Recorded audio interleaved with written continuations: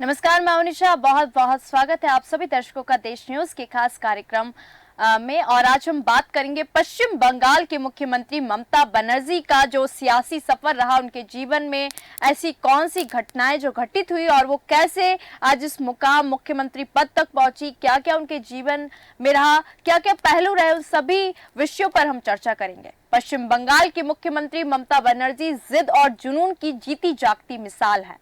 कोलकाता के धर्मतला चौराहे पर जिस कम्युनिस्ट सरकार की पुलिस ने कभी ममता को लाठियों से पीटा था, उसी सरकार को बंगाल की सत्ता से उखाड़ फेंकने का संकल्प लिया तो पूरा करके ही दम लिया। आज उन्हीं ममता बनर्जी का हम आपको बताएंगे उनके बारे में। ममता बनर्जी के संघर्षों की दास्तान कलकत्ता, जो कि अब कोलकाता के एक गरीब घर में 5 जनवरी 1955 को ममता बनर्जी या ममता बंद्योपाध्याय का जन्म हुआ। बंगाल में बंद्योपाध्याय को ही बनर्जी लिखा जाता है, पढ़ा और कहा जाता है।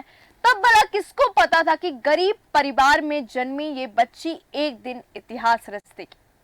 34 सालों से बंगाल की सत्ता पर काबिज वाम दलों को बाहर का रास्ता दिखा देगी। पर ऐसा हुआ जिसके लिए ममता बनर्जी को काफी संघर्ष करना पड़ा, तो तकलीफें भी खूब हुई। अब तक की यात्रा आसान नहीं रही।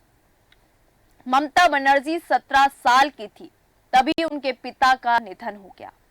घर की माली हालत इतनी खराब थी कि उनके ढंग से इलाज भी नहीं मिल पाया उनके पति को। ऐसे में घर की जिम्मेदारी ममता के कंधों पर आ गई, तो उन्होंने बूथ पर दूध तक बेचा, पर हार नहीं मानी।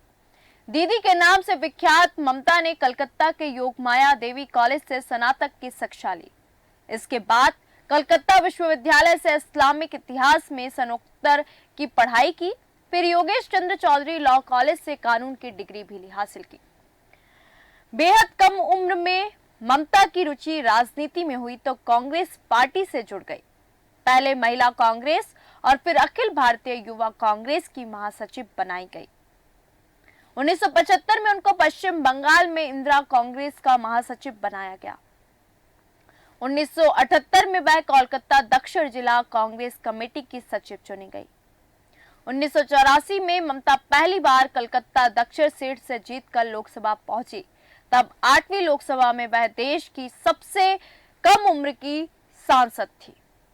वर्ष 1991 में ममता दोबारा सांसद बनी तो उन्हें केंद्रीय मानव संसाधन विकास मंत्रालय में राज्य मंत्री बनाया गया। इसके बाद ममता ने पीछे मुड़कर नहीं देखा। 1996 में फिर लोकसभा पहुंची। हालांकि 1997 में कांग्रेस से उनकी राह जुदा हो गई और उन्होंने अखिल भारतीय तृणमूल कांग्रेस के नाम से अपनी नई पार्टी बना ली, जो आज बंगाल में सरकार चला रही है। जानलेवा हमलों में घायल हुई थी क्योंकि ममता बनर्जी का राजनीति में आने का एक ही लक्ष्य था, कई दशकों से बंगाल की सत्ता पर काबिज वाम दलों को उखाड़ फेंकना। इसके लिए संघर्ष के दौरान साल 16 अगस्त 1990 को उन पर जानलेवा हमला हुआ, जिसके कारण 1 महीने तक अस्पताल में उन्हें रहना पड़ा। साल 1993 में ममता बनर्जी ने फोटो युक्त वोटर आईडी की मांग कर दी और कलकत्ता में स्थित बंगाल सरकार के सचिवालय राइटर्स बिल्डिंग की ओर मोर्चा निकाल दिया। तभी पुलिस से झड़प हो गई। पुलिस ने गोलीबारी कर दी, जिसमें ममता के साथ संघर्ष कर रहे 14 लोगों की मौत हो गई। खुद ममता बनर्जी भी बुरी तरह से घायल हो गई, फिर भी कभी हार नहीं माना। देश की पहली रेल मंत्री पीवी नरसिम्हा राव, अटल बिहारी वाजपेयी और डॉक्टर मनमोहन सिंह जैसे प्रधानमंत्रियों के साथ ममता ने काम किया।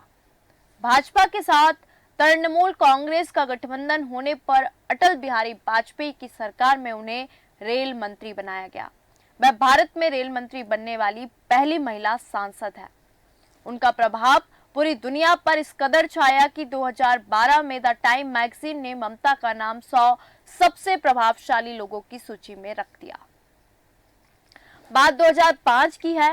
बंगाल में माकपा के मुख्यमंत्री थे बुद्धदेव भट्टाचार्य, जो अपनी विकासवादी नीतियों के लिए जाने जाते हैं। उन्होंने बंगाल में औद्योगिकीकरण का नया दौर शुरू किया। इसके लिए उन्होंने बंगाल में नंदीग्राम के पास सिंगूर में टाटा की लखटकिया कार नैनो के उत्पादन के लिए जमीन का अधिग्रहण किया था। ममता ने किसानों से जबरन जमीन लेने का आरोप लगाकर आंदोलन शुरू कर दिया, जो इतना प्रभावी रहा कि टाटा को अपना कारखाना ही शिफ्ट करना पड़ा और मामला बंगाल की नई पहचान के रूप में सामने आया।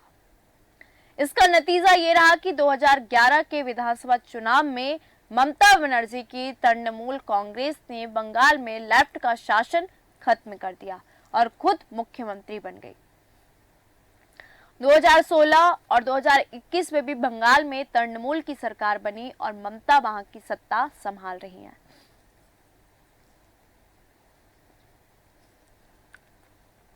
सब कुछ इतना आसान नहीं रहा। जब ममता ने पहली बार पश्चिम बंगाल की सत्ता संभाली, तभी भारतीय जनता पार्टी ने भी वहां अपने पेट बनानी शुरू कर दी। दिन ब दिन हर चुनाव में भाजपा अपनी जगह बनाती जा रही है। इस दौरान पार्टी नेताओं पर अनेक जांचें हुई, अनेक पदाधिकारी भ्रष्टाचार के आरोपी हैं, गिरफ्तारियां भी खूब हुई, लेकिन ममता ने संघर्ष की राह नहीं छोड़ी। आज पश्चिम बंगाल में वे जिद और कानून जुनून की प्रतीक बन चुकी हैं। पश्चिम बंगाल की मुख्यमंत्री ममता बनर्जी अपनी आधिकारिक उम्र से 5 साल छोटी हैं, ये बात बहुत कम लोग जानते हैं। ममता बनर्जी ने इसका खुलासा खुद किया था। उन्होंने बताया था, मैं 15 साल की भी नहीं थी जब मैंने अपनी स्कूल की अंतिम परीक्षा दी थी और कम उम्र के होने के कारण अयोग्य घोषित कर दिया गया। इसलिए मेरे पिता ने समस्या से बचने के लिए एक काल्पनिक तारीख जोड़ दी और उन्हें वास्तविक उम्र से 5 साल बड़ा बना दिया। अपने जन्मदिन की तारीख का खुलासा करते हुए उन्होंने बताया कि वह 5 अक्टूबर को जन्मी थी। वह बताती है कि मां ने एक बार उन्हें उस तारीख के साथ एक राशिफल दिया जिसमें इसका जिक्र किया गया। ममता बनर्जी बताती हैं कि उनकी मां हर अष्टमी अक्टूबर में पड़ने वाली दुर्गा पूजा का 8वां दिन में चावल की खीर की विशेष तैयारी के साथ उनका जन्मदिन मनाती थी। उन्होंने बताया कि इस तरह पूरी दुनिया के लिए गलत जन्मदिन वाला उनका स्कूल सर्टिफिकेट कानूनी रूप से वैध दस्तावेज बन गया। जब बनर्जी ने एक बार अपने ऑफिशियल जन्मतिथि में गलती पर अपनी मां से सवाल किया तो उन्होंने जवाब दिया था कि बेटा, हम शहर के लोग नहीं हैं, ना तो तुम और ना ही तुम्हारे बड़े भाई का जन्म अस्पताल में हुआ, मुझे जन्म प्रमाण पत्र कहां से मिलता। ममता बनर्जी अचार, ऑयल और मसालेदार खानों से परहेज करती है। उसके सामान्य आहार में मुरमुरे, चाय और चॉकलेट शामिल होते हैं, लेकिन वह कभी कभार आलू चॉप नामक गहरे तले हुए आलू के पकौड़े खाती हैं।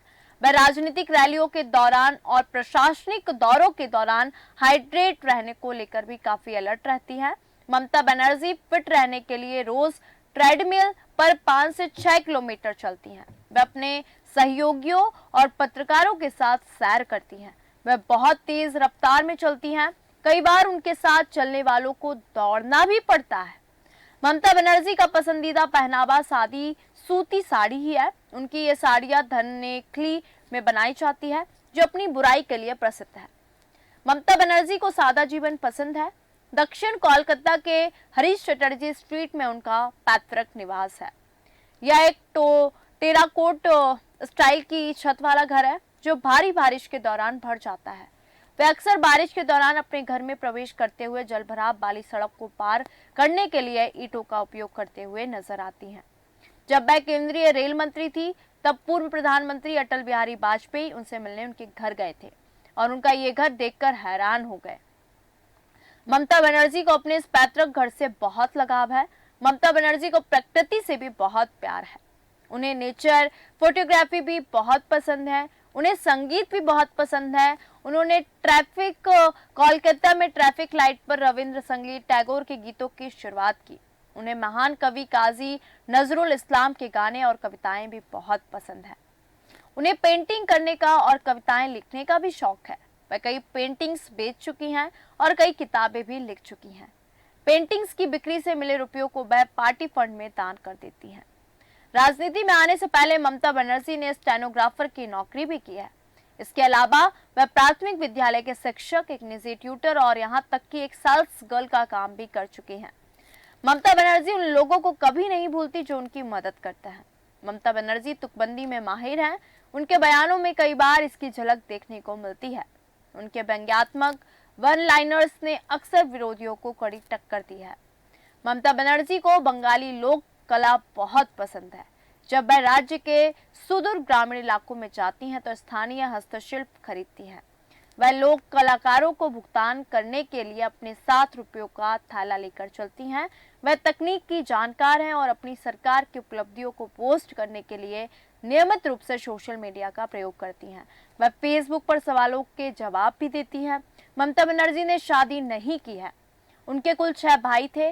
सबसे बड़े अमित बनर्जी हैं। इसके अलावा अजीत बनर्जी, स्वपन बनर्जी, गणेश बनर्जी, समीर बनर्जी और असीम बनर्जी की कोरोना से मौत हो गई थी।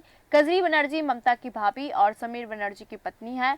उनके भतीजे अभिषेक बनर्जी राजनीति में है। वह डायमंड हार्बर लोकसभा सीट से सांसद है। कहा जाता है कि ममता बनर्जी उन्हें ही अपना उत्तराधिकारी बनाएंगी। हालांकि उन्होंने इसके लेकर आज तक कोई चर्चा नहीं की है।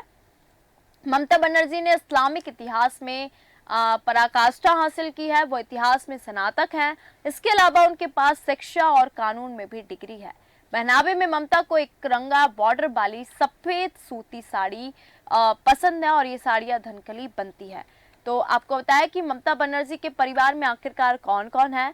आपको बता दें कि मुख्यमंत्री से पहले वो किन किन पदों में नौकरी कर चुके हैं। वो एक स्टेनोग्राफर थी, वो एक सेल्स गर्ल थी। पैतृक घर से उनको काफी लगाव है और जैसा कि हमने कहा कि वो बहुत तेज चलती है। उनके साथ चलने वालों को कभी कभी उनके साथ दौड़ना पड़ जाता है क्योंकि वो बहुत सादा जीवन जीती हैं। ममता बनर्जी मसालेदार खानों से परहेज करती हैं। ममता बनर्जी का फर्जी बर्थ सर्टिफिकेट कैसे बना था, क्योंकि वो सर्टिफिकेट की उम्र से 5 साल छोटी हैं। और बंगाल के सीएम की जो लाइफ है वो कैसी रही, क्योंकि एक राजीव गांधी के पीछे खड़े होने वाली लड़की कैसे पश्चिम बंगाल की मुख्यमंत्री बन गई। मुख्यमंत्री ममता बनर्जी जिद और जुनून की जीती जागती मिसाल है। वो काफी अपने बयानों को लेकर लगातार चर्चा में चलती है, सुर्खियों में चलती है, क्योंकि लोकसभा चुनाव है और राजनीति जो है वो भी गरमाई हुई है। जिस कम्युनिस्ट सरकार की पुलिस ने कभी ममता को लाठियों से पीटा था, उसी सरकार को बंगाल की सत्ता से उखाड़ फेंकने का संकल्प ममता ने लिया था और उसको पूरा करके ही दिखाया। ममता बनर्जी के संघर्षों की दास्तां जो है वो कोलकाता के एक गरीब घर से शुरू होती है। 1955 में ममता बनर्जी बंद्योपाध्याय, जो कि बंगाल में इसको हम बनर्जी लिखते हैं, तब भला किसको पता था कि गरीब परिवार में जन्मी ये बच्ची एक दिन इतिहास रच डालेगी।